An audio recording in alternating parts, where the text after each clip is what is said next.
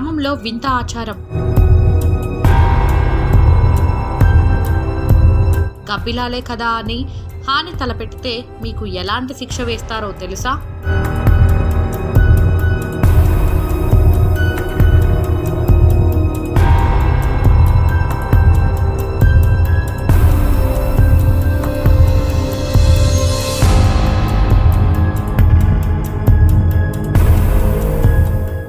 ఓవైపు ఆధునిక యుగం వైపు యువత పరుగులు తీస్తోంది. పెద్దలు చేపట్టే కొన్ని కార్యక్రమాలు మూఢనమ్మకాలుగా ఈ తరం యువత బలంగా నమ్ముతోంది.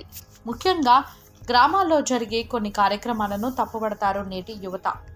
కొన్ని గ్రామాల ఆచారాల నియమాలను చూస్తే మనం కూడా నోరలబెట్టక తప్పదు. ఎందుకంటే వారి ఆచార వ్యవహారాలు అంత విచిత్రంగా ఉంటాయి. తరతరాలుగా వచ్చే సాంప్రదాయాలను, ఆచార వ్యవహారాలను క్రమం తప్పకుండా పాటిస్తోంది ఓ గ్రామం. అలనాటి నమ్మకాన్ని ఇలాంటి ఆధునిక యుగంలోనూ ఆచరణలో ఉంది. ఆ గ్రామం యొక్క ల్యాండ్ మార్క్ కూడా వారు ఆచరించే ఆచారమే. అసలు వారి ఆచార వ్యవహారాలేంటి? దానివల్ల వారికేం మేలు జరుగుతుంది? ఇంతకు వింతైన ఆచారం పాటించే ఆ గ్రామం ఎక్కడ ఉంది?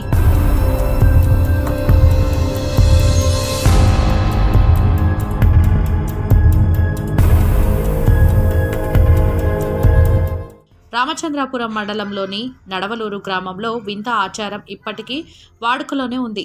1-2 చింత చెట్లు కాదు, ఏకంగా 11 చింత చెట్లు గ్రామ ముఖద్వారం వద్ద వచ్చేవారికి స్వాగతం పలుకుతుంది.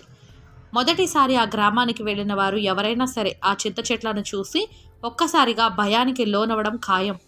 ఎందుకంటే ఆ చింత చెట్లు నిండా గబ్బిలాలే. వాటిని చూస్తే ఒక్కసారిగా ఆశ్చర్యానికి లోను కాకుండా ఉండలేము. గబ్బిలాల జాతికి చెందిన క్షీరదాలను పూజిస్తూ ఉంటారు. అందుకేనేమో రాత్రుల్లో ఎక్కువగా తిరిగే ఈ గబ్బిలాలు పగలు కూడా ఇక్కడ దర్శనమిస్తున్నాయి. ఈ గ్రామం వారు ప్రత్యేకించి గబ్బిలాలను గ్రామ దేవతగా కొలచడం ఈనాటి సంప్రదాయం కాదు. కొన్నేళ్లుగా వీరికి ఆ సంప్రదాయం ఆచారంగా వస్తుంది. అసలు గబ్బిలాలను దేవతలుగా కొలవడం ఏంటని సందేహం రావడం ఖాయం. కానీ ఓ కథని చెప్పేస్తున్నారు గ్రామస్తులు. అదేంటంటే, సాధారణంగా చిన్నపిల్లలు బరువు తక్కువగా పుట్టి ఆరోగ్య సమస్యలతోనూ సన్నని కాళ్ళు, చేతులు కలిగిన పిల్లలు పుడుతుంటారు. వాటికి కారణం ఏదో దోషం వల్లే పిల్లలకు అలా అయ్యిందని గ్రామస్తులు భావిస్తారు. దీనినే పెద్దలు పక్షి దోషమని కూడా పిలుస్తారు. అలా ఉన్న చిన్నారులకు తమ గ్రామ దేవతలుగా కొలిచే గబ్బిలాల ఆవాసమైన చింత చెట్టు వద్ద పిల్లలకు స్నానం చేయిస్తారు. అనంతరం ప్రత్యేక పూజలు నిర్వహిస్తారు. ఇక చెట్టు మొదల్లో ఉన్న తొర్రల నడుమ చిన్నారులను ఉయ్యాల ఉంచినట్లు అటువైపు నుంచి ఇటువైపుకు ఉంచుతారు.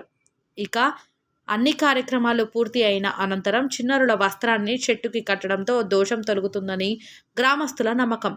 ఇక చదువురాని వారి నుంచి పెద్ద చదువులు చదివే వారి వరకు ఇదే ఆచారాన్ని అనుసరిస్తారు. ఆ గబ్బిలాలు తమ గ్రామంలోనే ఉండటం అదృష్టంగా భావిస్తున్నారు. గ్రామానికి ఎలాంటి కీడు జరగకుండా గబ్బిలాలు కాపాడుతున్నాయని గ్రామస్తుల విశ్వాసం. ఇక రాత్రంతా వేటకు వెళ్ళి పగలు చింత చెట్లపై ఊగిసలాడే గబ్బిలాలకు ఎవరైనా కీడు తలపడితే చింత చెట్టుకు కట్టేసి శిక్షను విధిస్తారు గ్రామస్తులు. కరోనా గబ్బిలాల వాళ్ల వ్యాప్తి చెందుతాయన్న వార్తలు వచ్చిన గ్రామస్తులు ఆ సమయంలో కూడా వీటికి ఎలాంటి హాని తలపెట్టలేదు. పైగా వాటికి సంరక్షకులుగా గ్రామస్తులే ఉన్నారు.